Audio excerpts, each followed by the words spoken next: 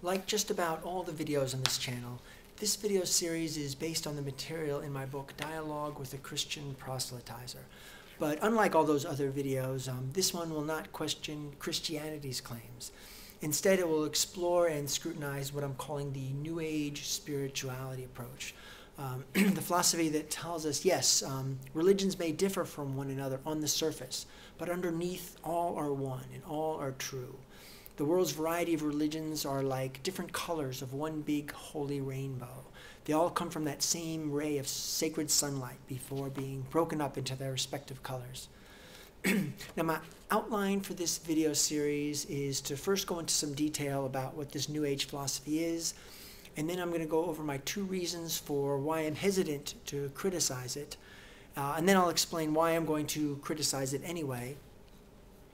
And then I'll discuss 5 different approaches that New Age theologians and philosophers use to defend this all religions are one approach. And I'll accompany that discussion with my reasons for why I believe that none of these approaches can hold up to scrutiny. All right, to better help explain what this New Age philosophy is, I'm going to start off by reading some quotes that are typical of those that you'll find in New Age literature. Okay, this one's from Gandhi. Religions are different roads converging upon the same point. What does it matter that we take different roads as long as we reach the same goal? All right, here are 2 that come from select scriptural passages from organized religions. This first one's from Bahaism. Different religions are the fruits of one tree and the leaves of one branch. The light of Christ is evident. The candle of Buddha is shining. The star of Moses is sparkling. The flame ignited by Zoroaster is still burning. And from Hinduism's Rig Veda, we have, the truth is one. The sages call it by many names. I'm going to read now 2 excerpts, hope this is not overkill, from 2 pop culture magazines about this New Age phenomenon. And you can tell from these excerpts that one of the bonuses of this all religions are true approach is that followers can mix and match their favorite parts from different religions. The first excerpt is from the summer 2002 issue of a magazine called Spirituality and Health.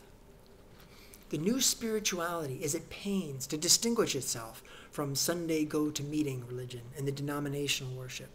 It is a do-it-yourself piety with a cafeteria approach to world religions.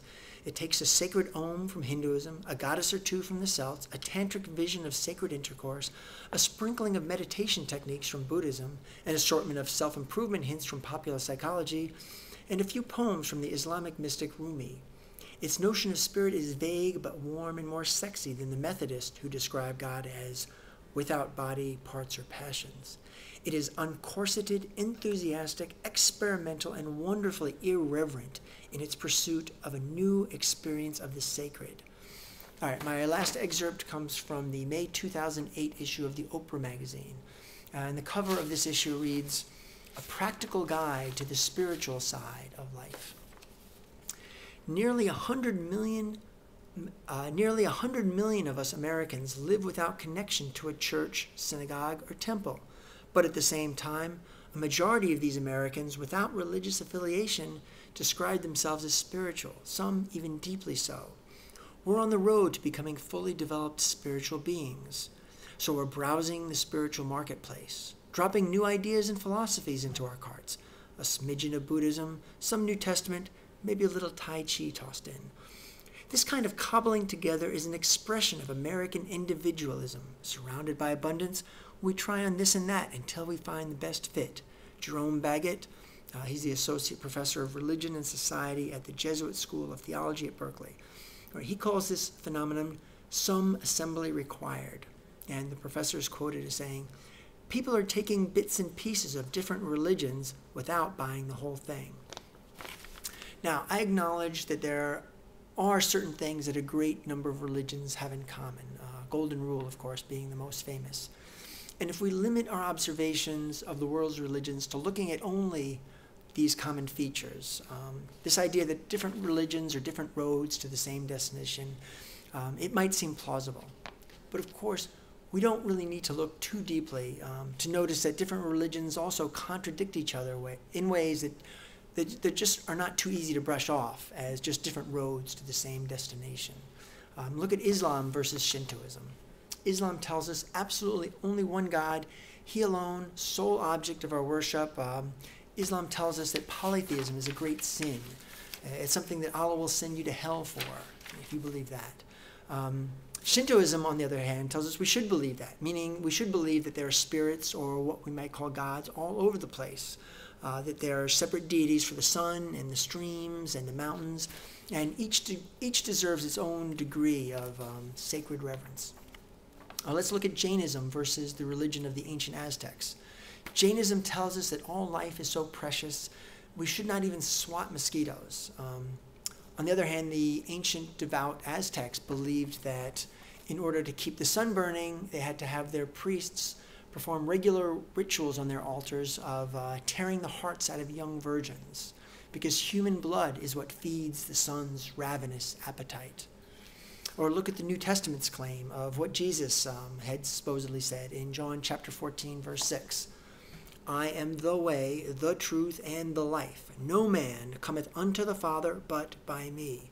Now this is the complete opposite of one truth, many paths approach. New Testament is saying one truth, one path only.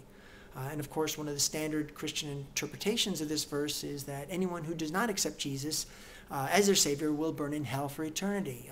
Jews, Muslims, Hindus, Buddhists, that peaceful Jainists who won't even swat a mosquito, all doomed to eternal torment. So when we look at views of the spiritual world that are as utterly contradictory as these, the question is how anyone could possibly justify this notion that different religions are simply different roads to the same destination. What I did was I read the works of some of the theologians and philosophers who explain and defend this New Age approach, such as the theologian John Hick and the Indian philosopher Ramakrishna. And I also read New Age books and magazines, and I joined a New Age interfaith group on Yahoo to bounce my ideas off. And I discovered that New Agers actually can offer explanations to defend this all religions are true philosophy, even when it comes to religious beliefs that are as opposite as those of the Jainists versus the ancient Aztecs. But I personally found their explanations similar in a way to the rationalizations that I found in Christian apologetic literature, in the sense that yes, they have their justifications, but no, I don't believe those justifications can hold up to scrutiny. I find that their answers always contain some sort of logical flaw.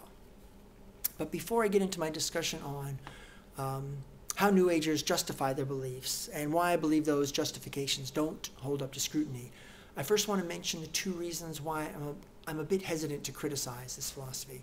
But I don't have enough time on this video to finish my thoughts on the subject, so to be continued in part 2.